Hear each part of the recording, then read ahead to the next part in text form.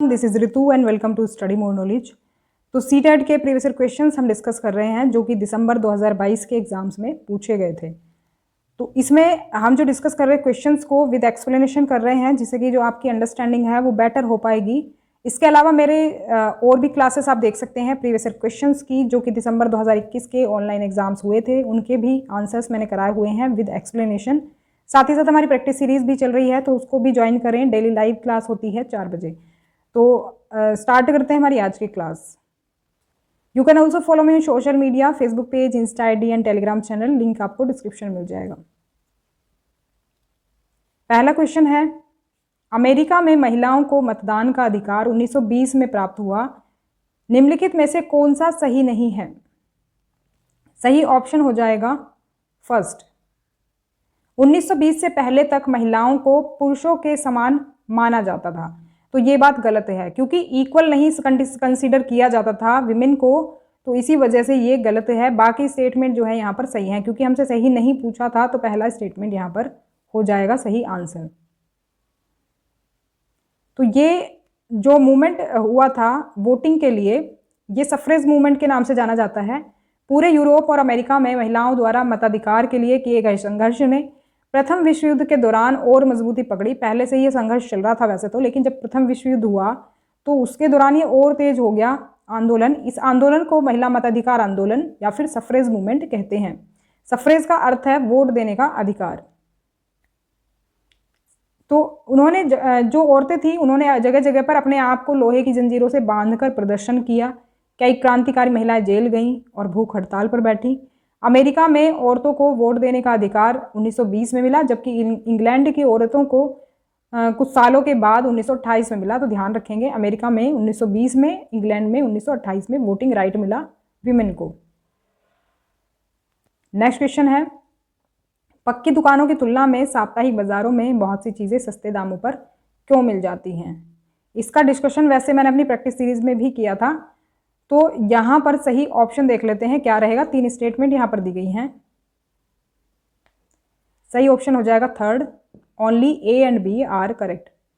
तो साप्ताहिक दुकान जो बाजार होते हैं उसमें चीज़ें सस्ते दामों पर मिलती हैं, उसके मुकाबले जो ये पक्की दुकानें जो आपकी होती हैं, जो आपकी शोरूम होते हैं, उनके मुकाबले जो वीकली मार्केट्स हैं उनमें सामान कंपैरिजन करें तो काफ़ी सस्ता मिलता है। उसका रीज़न होता है कि साप्ताहिक बाज़ारों में व्यापारियों को कर्मचारी नहीं भर्ती करने पड़ते, तो उनकी सैलरी बच जाती है एक तो। दूसरा, साप्ताहिक बाज़ारों में व्यापारियों को कड़ी प्रतियोगिता का सामना करना पड़ता है। मतलब कि साथ में ही सेम सामान जो बिक रहा होता है, तो कोई अगर महंगा बेचेगा तो उसका सामान कोई खरीदेगा ही नहीं, तो कंपटीशन में क्या है, वो सस्ता सामान बिकता है। तो यहाँ पर ए और बी दोनों सही हो जाएंगे।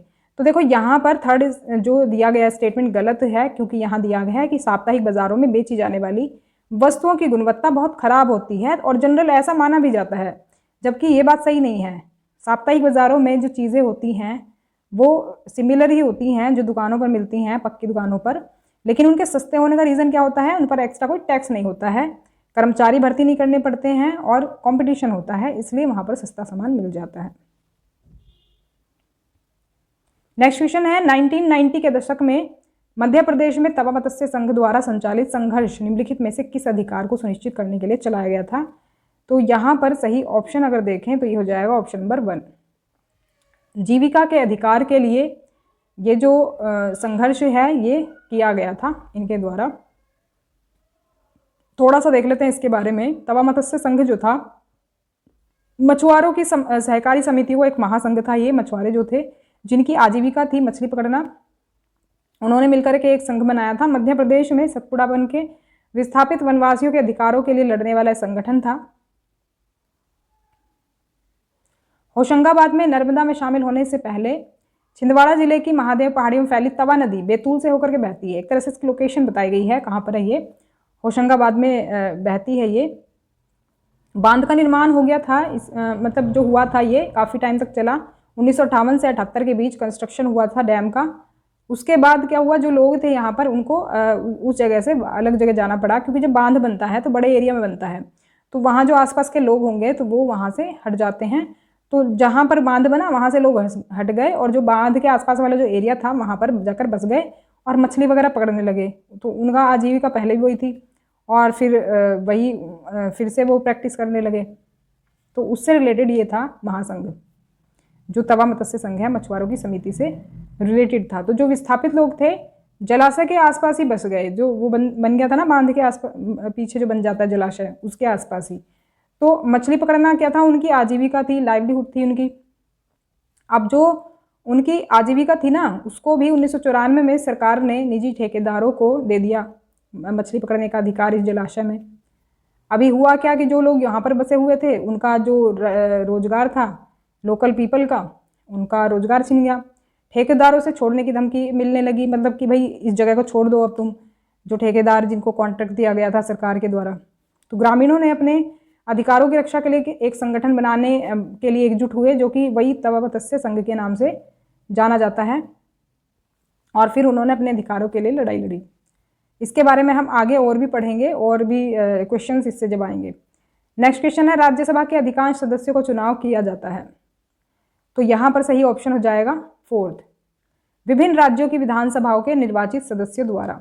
तो जो राज्यसभा के सदस्य चुने जाते हैं ज़्यादातर, वो किस तरह से चुने जाते हैं, विभिन्न राज्यों की जो विधानसभा के निर्वाचित सदस्य होते हैं उनके द्वारा चुने जाते हैं।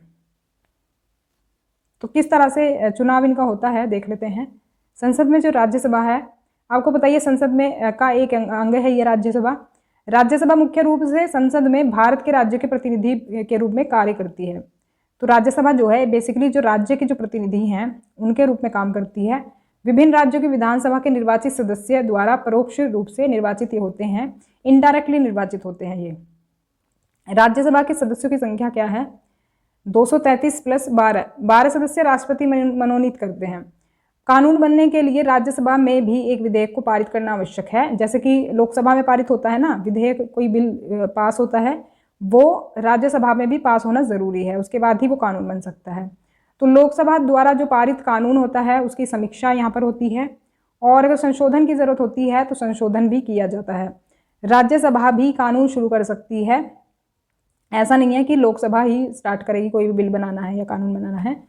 तो राज्यसभा भी कानून बना सकती है, कानून की शुरुआत बनाने की कर सकती है, लेकिन वही है कि अप्रूवल जो है आगे लोकसभा वगैरह से लेनी पड़ेगी। यहाँ पर इंग्लिश में भी आप इसको देख सकते हैं। नेक्स्ट क्वेश्चन है, प्रतिवर्ष अंतर्राष्ट्रीय महिला दिवस मनाए जाने की तिथि क्या है। सही ऑप्शन हो जाएगा 8 मार्च। 8 मार्च को इंटरनेशनल वीमेंस डे होता है, आप सभी को पता ही होगा इसके बारे में। और नेक्स्ट क्वेश्चन देख लेते हैं, असर्शन और रीज़न यहाँ पर दिया गया है, सही ऑप्शन चुनना है। सही ऑप्शन हो जाएगा यहाँ पर फर्स्ट, दोनों सही हैं, एक्सप्लेनेशन भी सही दी गई है। असर्शन दिया गया है कि भारत के संविधान के अनुच्छेद 21 के तहत पानी के अधिकार को जीवन के अधिकार का हिस्सा माना गया है। तो बात सही है, जिससे भी हमारी लाइफ को खतरा हो सकता है, जिस भी चीज़ को, उस चीज़ को हम जीवन के अधिकार के अंदर रखते हैं। तो पानी तो है बहुत बड़ी ज़रूरत हमारे जीवन के लिए, तो इसीलिए ये पानी के अधिकार को जीवन के अधिकार का हिस्सा माना गया है। रीज़न क्या है कि प्रत्येक व्यक्ति की पानी तक सार्वजनिक पहुंच होनी चाहिए, इसी वजह से ये क्या है इसमें रखा गया है कि जीवन का अधिकार ये होना चाहिए। तो रीज़न ये सही दिया गया है। तो असर्शन रीज़न दोनों सही हैं। निम्नलिखित में से कौन सा संवैधानिक प्रावधान राधा को मध्य प्रदेश से दिल्ली लाकर काम करने के समर्थ बनाता है। कौन सा ऐसा प्रावधान है जिससे वो किसी भी जगह पर जाकर के मतलब काम कर सकती है। यहाँ पर एक एग्जाम्पल हमारा मध्य प्रदेश से लेकर दिल्ली का ले लिया है। तो यहाँ पर सही ऑप्शन हो जाएगा फर्स्ट, मौलिक अधिकार। और मौलिक अधिकार भी कौन सा, स्वतंत्रता का अधिकार। स्वतंत्रता के अधिकार में ये बात कही गई है किसी भी इंसान को कहीं भी जाकर के काम करने की सुविधा है, कहीं पर भी बसने की सुविधा है, कहीं पर भी वो जाकर के काम रोजगार अपना व्यवसाय शुरू कर सकता है। तो ये क्या है, स्वतंत्रता का अधिकार है। इस अधिकार के अंतर्गत अभिव्यक्ति और भाषण की स्वतंत्रता दी गई है, सभा और संगठन बनाने की स्वतंत्रता दी गई है, देश के किसी भी भाग में आने जाने की आपको सुविधा है, मतलब स्वतंत्रता है, कहीं भी जा सकते हो, कहीं भी आ सकते हो और रह सकते हो, कोई भी बिजनेस कर सकते हो, पेशा या कारोबार कर सकते हो।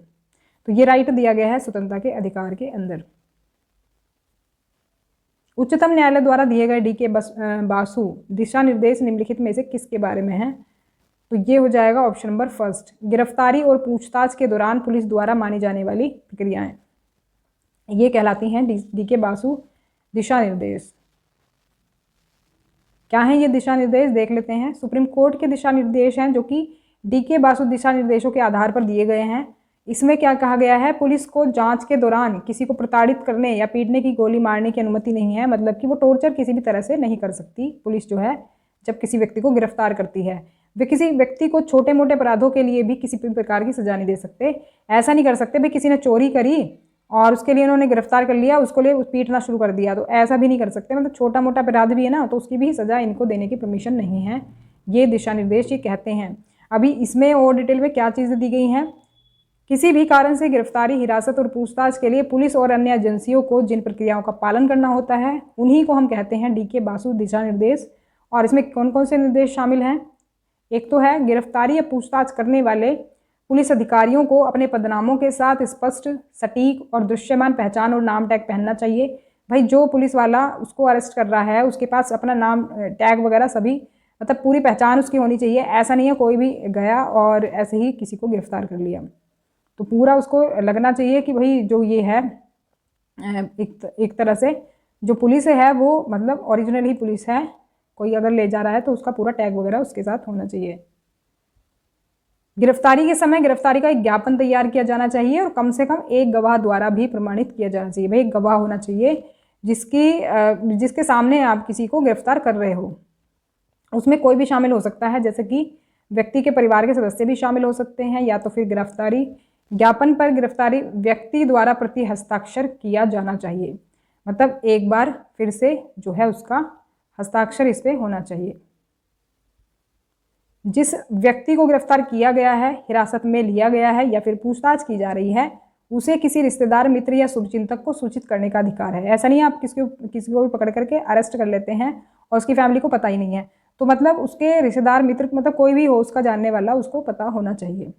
जब कोई दोस्त या रिश्तेदार जिले से बाहर रहता है तो गिरफ्तारी के 8 से 12 घंटे के भीतर पुलिस द्वारा गिरफ्तारी का समय, स्थान और हिरासत का स्थान अधिसूचित किया जाना चाहिए। नेक्स्ट क्वेश्चन है, gendering caste through a feminist lens की लेखिका कौन है। तो ये बुक का नाम है और इसका आपको राइटर बताना है कौन है। ये हो जाएगा ऑप्शन नंबर 2 उमा चक्रवर्ती। नेक्स्ट क्वेश्चन है, सामाजिक हाशियाकरण की प्रक्रिया के बारे में कौन सा कथन सही है। 3 स्टेटमेंट्स यहाँ पर दी गई हैं। सही ऑप्शन की मैं बात करूँ तो ये हो जाएगा ऑप्शन नंबर 3, A और B सही है यहाँ पर। कई व्यक्ति हाशियाकरण का अनुभव कर सकते हैं क्योंकि वे अलग भाषा बोलते हैं, तो बात सही है। जो डिफरेंट लैंग्वेज है वो भी एक तरह से हाशियाकरण का रीज़न बन सकती है। हाशियाई समूह शक्तिहीनता और पराजय का एहसास अनुभव करता है, तो ये बात भी सही है, दोनों सही हैं ये। अब तीसरा जो दिया है वो दिया है कि हाशियाकरण प्राय राजनीतिक, सामाजिक, आर्थिक दायरे में से किसी एक में ही महसूस किया जाता है, तो ये गलत है। किसी एक में नहीं बल्कि इन्हीं सभी दायरों में ये हाशियाकरण महसूस किया जा सकता है। A और B सही होंगे, C गलत हो जाएगा। ये थी हमारी आज की क्लास। वीडियो पसंद आई तो लाइक करें, शेयर करें ज़्यादा से ज़्यादा अपने फ्रेंड्स के ग्रुप में, और सब्सक्राइब भी कर लें चैनल को। अगर आप चैनल पर नए हैं तो कमेंट करके ज़रूर बताएं वीडियो आपको कैसा लगा। मिलते हैं नेक्स्ट क्लास में, तब तक के लिए stay connected and keep watching study more knowledge. Thanks for watching.